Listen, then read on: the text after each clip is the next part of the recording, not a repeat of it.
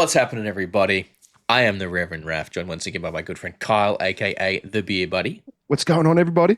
Coming at you on your screens on a Tuesday, no less, because we have a very, very special interview for you guys today. If you follow the channel, you will know that pretty recently we did a reaction to the song Swarm by the band BIONIC Jive. Now, BIONIC Jive is a band from that early 2000s era of the new metal thing, that wave with like Stained and Head PE and all these kind of bands that kind of started coming out around that particular time. And somehow they flew under our radar for a very, very long time. I came across them on TikTok and we reacted to their song and they got in touch. We got chatting and we were like, hey, let's do an interview. Let's set it up. Let's talk about it. And they, the guys were really, really kind enough to jump on with us today. And so we're going to be bringing this interview with Ako Mack and Emerg from BIONIC Jive, talking all about like the origins of the band, what else they got going on, and Music in general. just generally having a good old chat about music. So we're going to dive into this one right now.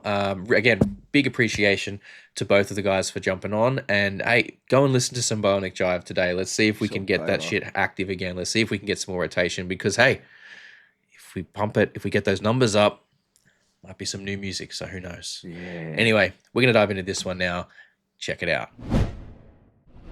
Big welcome to Ako Mack and Emerg from BIONIC Jive. So thank you so much for joining us today, guys. We really, really appreciate you for taking the time to hang out and chat with us.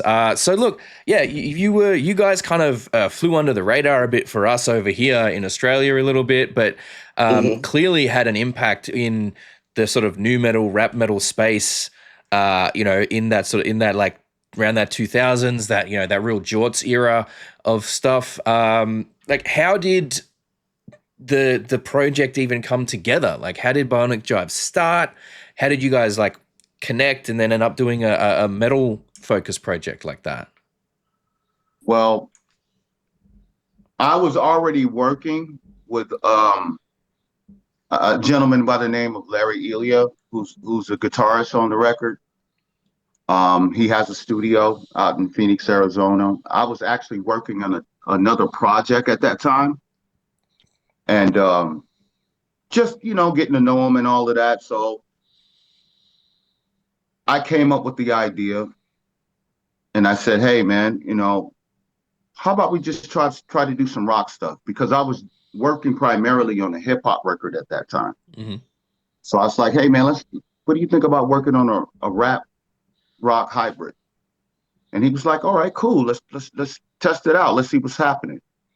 And we came up with our first song, which was Pump. And after that, Larry just threw me a whole bunch of instrumentals, rock instrumentals at that time. And I was writing to all those instrumentals. And I said, hold on, something's missing. And I was already working with Emerg with some hip hop records that he was doing on his own. And I came to Emerg and I was like, Emerg, hey man, you wanna dabble in this a little bit? And he, at first he was like, I don't know, Ako. I don't know. I was like, man, just come down to the studio and just see how you feel about it. And that day he came down, the energy in the room was just so intense. It was intense.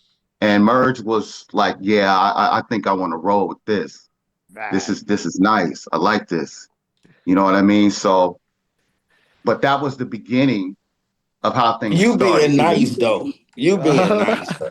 You being nice. You ain't telling the beginning. Go ahead. Kick in. The begin how it came about was no, but go ahead, kick in. The before mentioned studio that he was talking about, he was recording a hip hop project.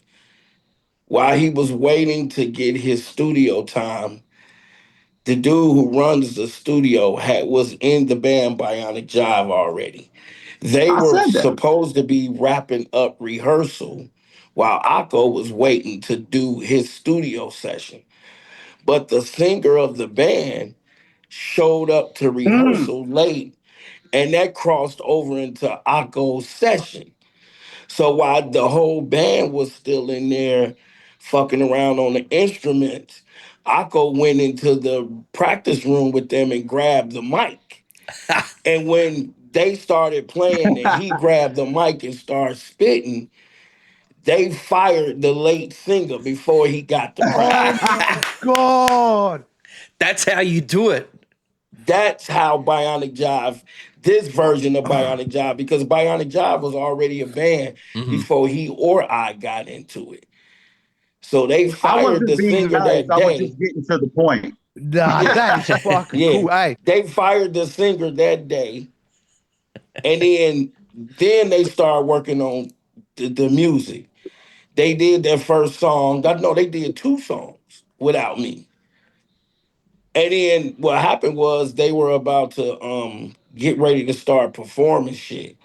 So he and I always helped each other on stage on the hip hop side. Whenever I perform, he come hype for me, vice versa. So Right. he was like, "Look, I got this rock shit I'm fucking with.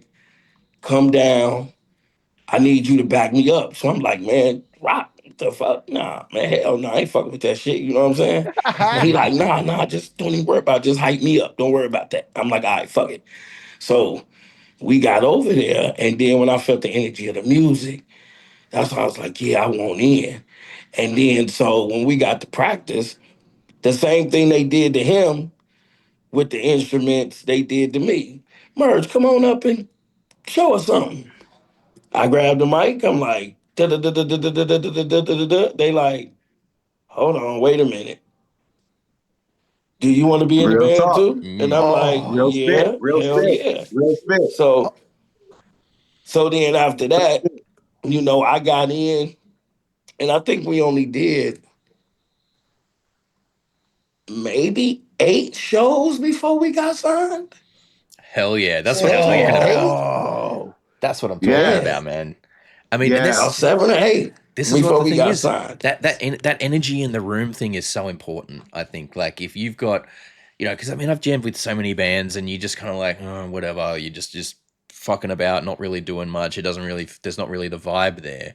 But when you can get in there and everything, it just kind of clicks and the energy's there. You're like, this is like, if you can feel it, other people are gonna feel it, Yeah, and yeah, that's what's super important, man. And that's just yeah, such a cool story, though. Like, so you I mean, guys got yeah. signed real That's quick, how it and kicked off, bro.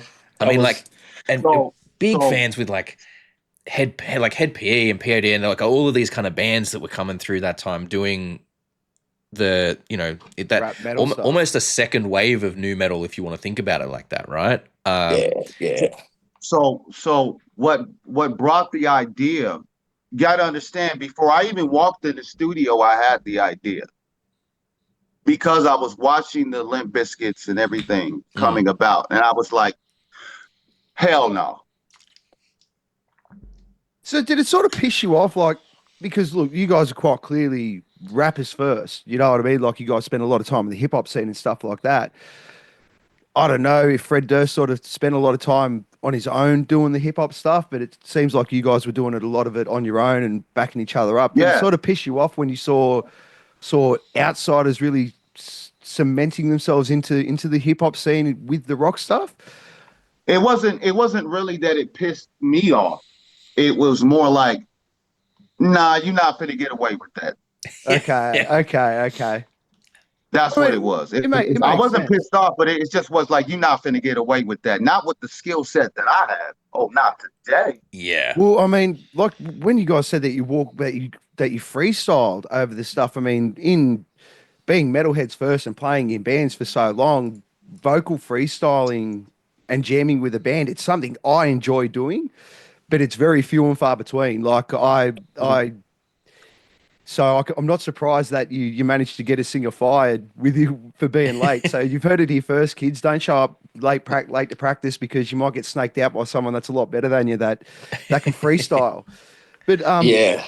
when you like merge, you were saying like fuck that. I don't know what sort of drew you in to really wanting to work into the metal side of things and sort of step out of the hip hop and really work on this stuff. Or both of you? Sorry. Well, because I had never at that particular point in my career, my bad. At that particular point in my career, I had never stood in front of a full live, a full back line. I never did music with a band that actually can carry something. I've fucked around on the mic while dude was playing the drums before, but that's just like, some regular for nigga could be on some buckets for that point. But with some, a bass guitar, electric guitar, drums, all of that stuff going. And when I felt the energy of that, I was like, whoa, Yeah. this is it right here. You know what I'm saying? Like, and then when I was more of a hype man at first. My job was because that's one of my strong suits. Like, I can grab the mic and start talking and have the fans ready to run through a wall before we play one note. You know what I'm saying? So that was my job at first. But then when they actually like, hold on, man, this motherfucker spits. He rap for real. You know what I'm saying? Well, y'all do some songs together. And then when me and bro got to chopping back and forth, they was like, oh, wait a minute, hold on. And then when I got to feel that right there, us trading off, the thunder, the bass, and the guitar ripping, and that deep kick, from the bass drum, you Yeah. know what I'm saying? Man, it ain't nothing like it, bro. No, Nothing it's an like it. addictive thing, man. Especially when you got five people up on stage. Everyone's your hype man. And, like the band Mm. members are there to help out the crowd. Everyone's feeding off their energy. What was it like for your first mosh pits, though, lads? That's what I want to know. What did you think of your first Oh my full God, circle dude. pit? What was your first thoughts when you saw I all the wouldn't go in animals in there all the there? time. Akko would go in the pit all the time. I ain't never used. I almost got my tooth knocked out one time in there, and I said I ain't never going back in there. That's him. He would do all that crazy shit. I was be like, you go in there. But Yeah. we used to. That's what Swarm was about. Yeah. When we got to experience some of that stuff, we like, oh yeah, we gotta write about that. You're in the swarm. Yep. Because we got in there before. Matter of fact, what was the first pit we went in? Akko, we was in New Orleans, and New we went to go Orleans. see. We went to go see that band. I lost my wallet that night in that I pit. know. Oh no. What band was that? It was a big ass band that we went and Um, we oh my God. Well-known band. Oh my God. Pantera. I feel so embarrassed that Pantera? I don't remember It that was now. Pantera. Oh Yes. shoot. Wow. Yeah. Whoa. It was A Pantera. Pantera Wow. pit. Jesus. We got in that motherfucker. Look, Man, that ain't it for was rookies. it was swirling like this. Yep. And he and I was standing on the outside of that motherfucker. He like, you ready? I'm like, fuck, bro. That shit look crazy. And then he like, come on. He just grabbed me. Just went out. Oh shit. And we went in there. Boom, boom, boom, boom, boom, boom, boom, boom, boom, boom. I said, man, I'm getting the fuck out of here. I'm gone. Like he like, man, they knocked him all through that pit. He lost his wallet that night while we Oh was on the mate. road and everything. That was the And that first night. was very serious for me because it's like I'm out of town. My Oh. wallet just got lost in the pit. No. That You was know what the I'm Oh first saying? Like man. night of I can't get any money. I'm Oh. that my but let me tell you something about that experience. That was my first time in the pit. My first time. And when I went through that and got knocked around, I'm gonna tell you, man, it was the most beautiful feeling to me. It Mm. was, Yeah. and when I got knocked down and it was a barrage all over me, I just saw a hand come out of nowhere and pick me up. Yep. Mind you, we're the only two black men in the damn room. Oh shit. Yep. It was crazy. It's wild. Like, I mean, and Far this out. is the thing. Like, I have maintained for many years now that heavy metal and like rap and hip hop stem from very similar emotions, Oh just yeah. just projected through different cultural lenses, and Hmm. and I really think that, and you can watch it online. Like you see so many videos online of rappers reacting to heavy metal, and they Hmm. feel it. They can feel it. They get Right. the energy. They sense where it's coming from. They like the intensity, the aggression of it. It's just being projected in a different way through Right. the sort of different cultural lenses there, and it just proves to me, and I think that's one of the key reasons that they often work so well together. They can come together, and I know there's like this whole like not so much nowadays. Like nowadays, it's like fuck it, you enjoy what you enjoy, you like what you like, But you look at back then, the rap metal stuff was from a lot of people. There was a real snobbery around heavy metal a lot of the time, and gatekeeping, and people being like, oh, that's garbage. That's not real metal, and all this stuff. And but you look at Slipknot's first album, and there's rapping on there. Like this, Corey Taylor was rapping on there and doing some of that. It's hip hop influence in their vocals, definitely. Yes, yeah, and 100%. bands like Head PE, and if you even if you go to like the UK scene with someone like Skindred, where you've got that like Rasta influence sort of through their stuff as well. It's like metal can fuse with basically anything Mm. if you try. Right. If you do the right sort of approach to it, you can fuse it with so much. And I just think that like instead of and I'm heavy metal, as you guys would know, obviously often gets derided as oh, that's just noise, that's not real music, blah blah blah blah. But Hmm. so it hurt. Like I get really frustrated when I've seen, and I don't see it that much these days, but I used to see it a lot where when metalheads would talk in the same derisive manner about rap, but they'd be like, "Oh, rap's not music; it's just this, that, and the other." And I'm like, "What are you?" Right. I'm like, "How are you going to take the same insults that have been levied at your own style of music and throw that at somebody else? Like, what it's like for Right. people to disregard your skill and your ability and the kind of music you like. So don't turn that around and put that on somebody else." Right. And I just think like the two genres have so much more in common than a lot of people realize. And it's amazing. Like, and I love seeing when, like proper like hip hop artists can come onto something that's metal Yeah. and really like show what they can do on it, because to me, there's nothing like it. There's nothing like it. And I just think it works so beautifully when it's done, when it's together. Right. So Especially when the formula you can. have to understand that me personally, I understand the origin. Yeah. Yeah. That's why myself and Tech Nine just did a song called The Ghost of Oh, Rosetta. Oh shit! I didn't. I got to check that whoa. one out. Has that come out yet? Yeah. And Yeah, when it's we're off Tech talking about Nine's new album. Tech Nine. Okay, I got yeah, to check that out for sure. it's Tech Nine collabo.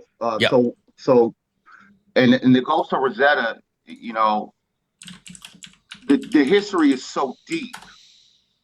You know what I'm saying? Like, this is the first Black woman that had an electric guitar from Gibson. She was the first Black woman to have it. Not only was she was the first Black woman, she was the first to have the electric Gibson guitar. Mm, You damn. understand? Yeah, that's amazing. She was a headhunter. She was feared on that guitar. That's why they gave it to her. You know what I'm saying? What I'm saying? Right. So the origin of the rock always stems from the blues, period. Oh, Oh, yeah. Bottom absolutely, line. Yeah, 100%. absolutely. And when people, there's I can't remember exactly who it is, but there's I think it's a Black woman who's out there doing like a lot of rock and metal stuff, and she's got a song called Rock and Roll is Black, I think is what the name of the song is. And because so many people, so many metalheads and rock fans don't understand that origin.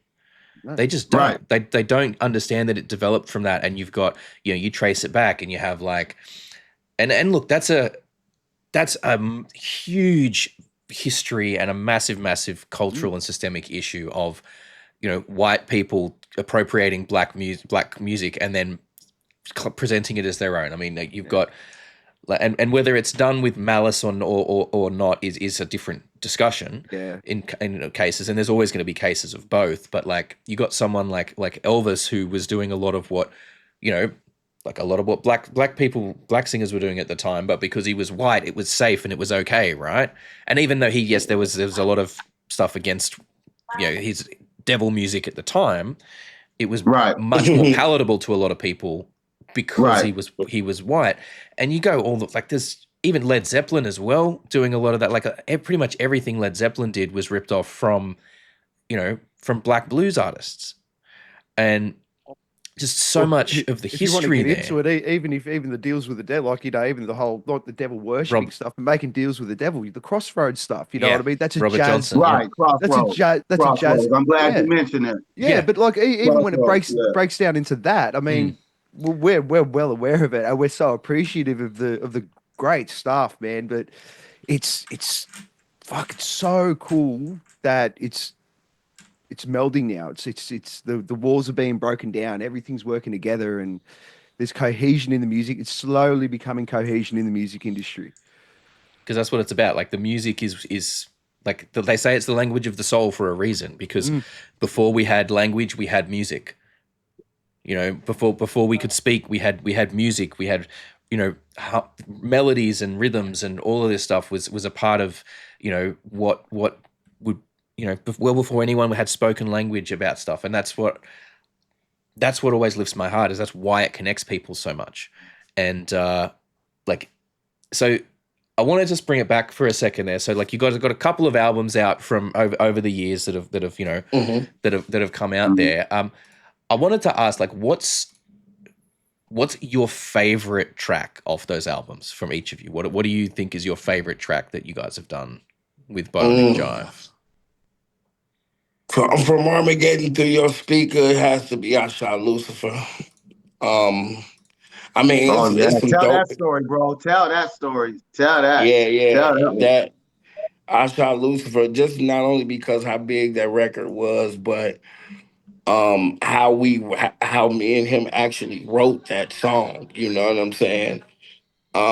We were up, we had the track, and we were walking around the house for hours, bro, trying to come up with a hook. Like fuck, you know, we was bouncing shit, but we had a rule that we would not use it if we wasn't married to it. Mm-hmm. You know, if we wasn't absolutely married to it, we wasn't fucking with it. If it's like, then no, that's not it. You know what I'm yeah. saying? So we walking around, we walking around, we walking around. So I said, man, fuck it, man. What the Bible was sitting on top of his mantle. And I said, man, open that motherfucker. And as soon as he opened the Bible and turned it, bow. The first words that stood out in the Bible was the words we use for the hook. Oh Fuck You wow, know yeah. what I'm saying? That's wow. what it is. You know, I shot Lucifer, Christ compelled me. That's was in that scripture. And then we use that, turn that into a hook. Then once you get the hook, you off and running. Yeah. We gone. Because now we got the subject matter. Now we can run with it. And that's how that song was working. And then the way that we had it's just like the song was like it wrote itself because of all the components that we put in the song. We had everything we needed in house to make that song a hit record. We had my man Larry's wife Colette. She did the female vocals on the bridge. Even the way the bridge came about, like everything wrote itself on that record. So I think that record, I Shot Lucifer on the Armageddon through your speaker record, was good for me. Mm. On Passion Over Politics, I would have to say Die for me, Okay. Mm. Okay. Cool. just Cool. because not only what I was doing on the record, of course, I got a chance to experiment with some different type of screams and stuff like that. But when we play that record, we suck the fucking energy out of the building. If you played after us and we did Die and I Shot Lucifer back to back, I feel sorry for you. I would have just hated to follow you guys in general.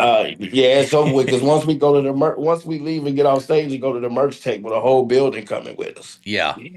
You know Yeah. what I'm saying? So, and then what was our other record we had? What else we had? Increase the dosage. Oh, increase the dosage. Increase the dosage. That was And I'll off. say increase the dosage is one of my one faves because of the experience that we give on the stage, especially when that's the first song we play. Mhm. The whole vibe and momentum, talking about sucking the room up, Mm. that energy. When you first see Ako Mack and Emerg McVay touch that stage with that song playing as the first song and the intro that we do, we have you mind, body, and soul. Yeah, Yeah, true. you be Like fucking that, the right. intro of that song is tidy. It is very tidy. Like, Yeah. And then how But many records did we do? I mean, also but we got but I want to say Passing this Over real quick, Politics. What else? real quick. I just want to say this. Every song is my favorite though. Factory, That's factory. well. That's it. Like you're not going to put it out if you don't like it. If you're not down with it. So that's it's such an important thing. I mean, this idea of killer versus filler and stuff like that. I think when you're on it and you can get whole albums of killers out there, it's unmatched, right? You can't touch that. So Man, it's I know one thing. I don't think it's over yet. I think we've yet to do our best work. yeah. And I think I'm gonna be the reason that the shit comes back slowly. You know what I'm saying? Hey, we'd That's love to see it. We'd why. love to see it. Now who's being nice? Now who's being Huh? nice? Now who's being nice? No, I'm gonna we be are the going to destroy everything. Yeah. man, Hey, we'd love yeah. to see that. We would. I think if you guys, yeah, we would love to see more music from you guys someday. I think that'd be super, super cool. And hey, maybe an Australian tour if you guys can make it work. Hey, hey, Hey, hey, Definitely. hey, hey, So, what? Wait a minute. look, If we can make it work, what are you talking about? Don't you make it work? yeah. Well, let's make it that's work. true.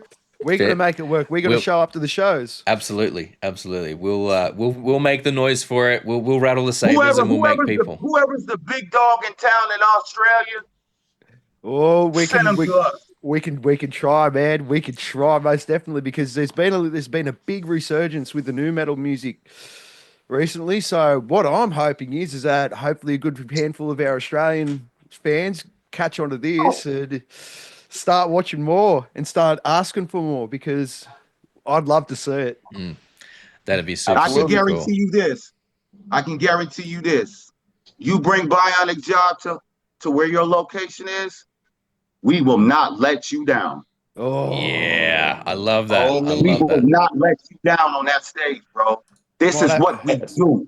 might have to try and clip this We bit, are Hey, Brad. fellas, seasoned listen. vets. I I got to get out here and teach All right, bro. No right now. worries, man. So Thank you listen, so much, if you man. guys if you guys need to talk to me more or whatever, I'll go give them my information and then I'll chime in with you and No finish up. doubt, no doubt, no doubt. Amazing. All right, man. Thank Y'all you, be my Cool, cool, man. Brad. guys. You take Have a care, great brother. week. Enjoy, God team. bless. Yeah, I mean, what else have you got going on? Like, what other projects are you working Yeah, so on? you've Like, done what the other Tech stuff Nine should thing. Oh people? man, I got a lot going on. So right now, personally, right now, what I'm doing is a dump. And what I mean by that is every song that I've held in my archive in my vault, I'm releasing. Mhm. That's what I'm doing Nice. right now. You Nice. know, um, you're gonna find me under different names. You're gonna find me under Ako Mack. You're gonna find me under Bionic Jive, and you're gonna find me under Goliath Mon Senior. Goliath Monsignor. I like that. Yeah. Different styles, different flows, different characters, different tones in my voices, different personalities. And a lot of people ask, like, why don't you just stick to a certain aspect about yourself? Because I can't. No, I understand that completely. I do. I have so much inside of me musically and artistically.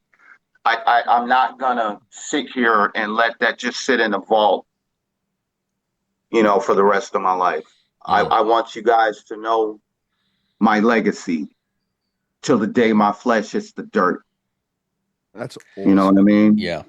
Look, I dig that, man. I dig, like, I've got, same thing. Like, I've had a few different projects running, doing different things here and there. I like the different bands I've been in. I like to use that to explore different aspects of myself and, have different sort of, I tend to operate generally with like a stage persona. So I'll have, like a pseudonym, and I'll operate as, different nicknames, and the personalities of those characters is all little bit different and different things. And some of them are closer to being, pretty close to me and who I am as a whole person. And some of them are much more focused in on a single, aspect of my personality. And it's just, I think it's a Right. great way for, as an artist, to explore and express all those different aspects of your personality. And just because that's what's so important, is you can't, as human beings, we can't repress ourselves, and we shouldn't be like denying those different parts of us. Like, we need to explore them and understand them, because that's the only way that we can truly live and be at peace with ourselves. And I think that's kind of the eternal struggle of musicians and artists and performers, is always trying to do that self-analysis through the performance and the creation of their art, whatever form that takes. And you have to think back to let's just say we go to the 90s era, when artists were getting signed to major labels. And when a major label selected you for what you did, well, then that's what you had to do to make the label happy. Exactly. You didn't have that free reign of expression like that. And you also had a lot of artists that had to go and do remakes of earlier hit songs to make the newest hit song in that time. And it still goes on to this day. Yeah. You didn't have that. But now, as messed up as the industry is right now, it's kind of a blessing, because now you can be what you want to be. Yeah. In so many ways. Yeah. And nobody's trying to control you. There's, you know what I'm saying? There's no noose around your neck anymore. It is the rise of the independent artist. And it's you can do your own marketing, you can do your own, your promotion, you can do all this stuff on your own, and you don't even have to step foot out of your door.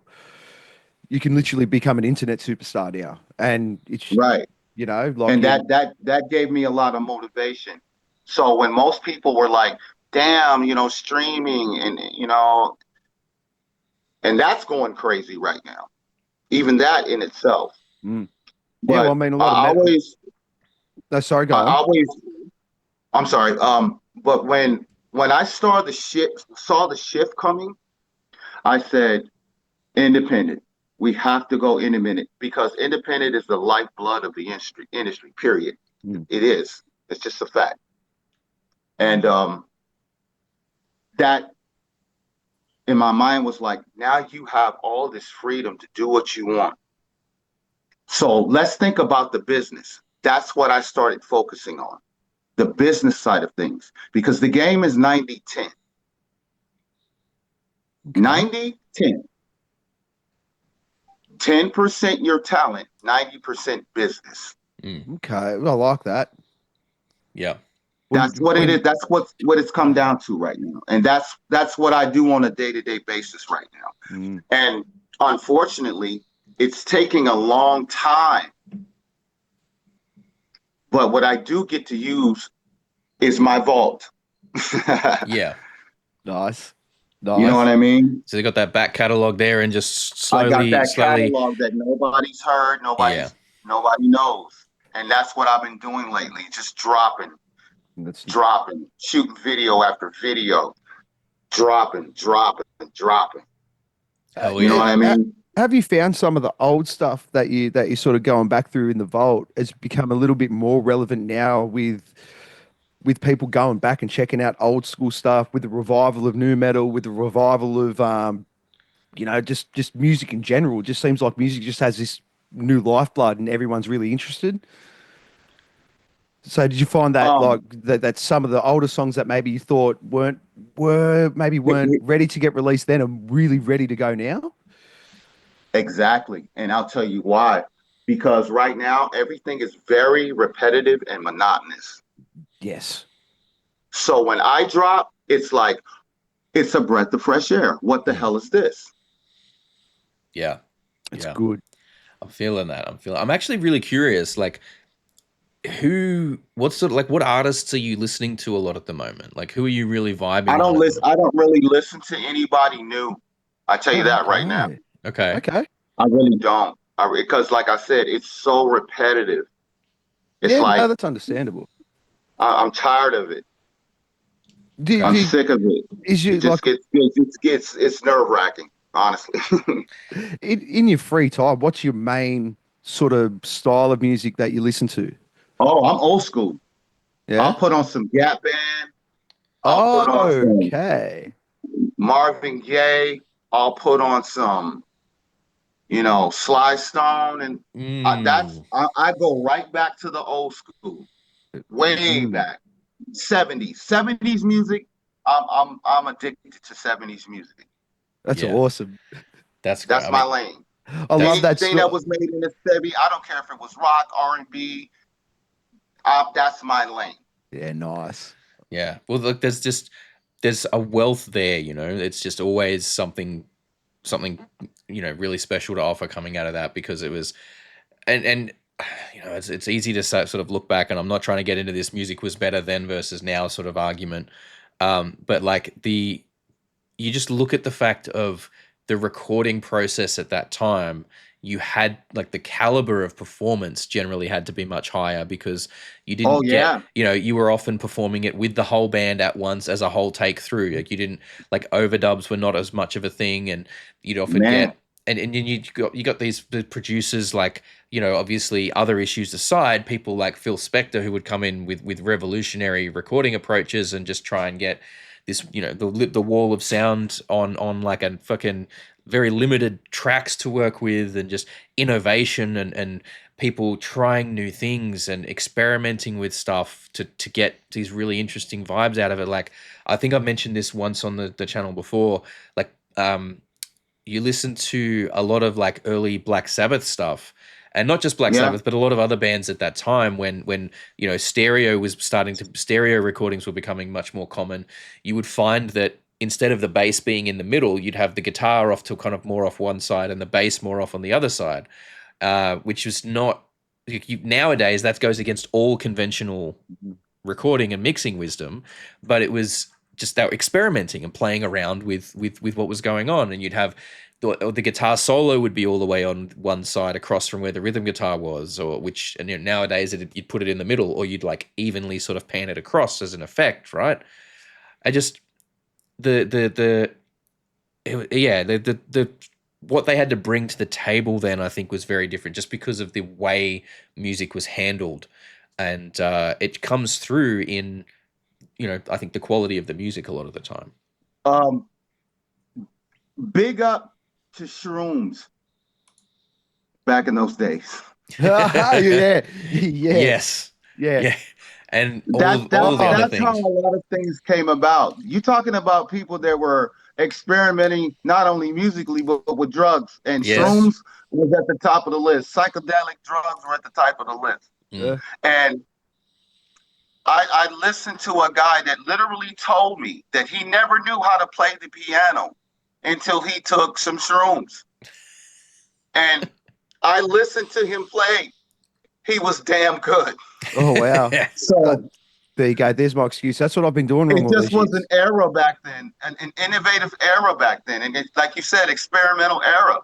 And Mm. thank God for those guys. because they paved the way for what you hear right now today. Oh yeah, I Point mean, blank.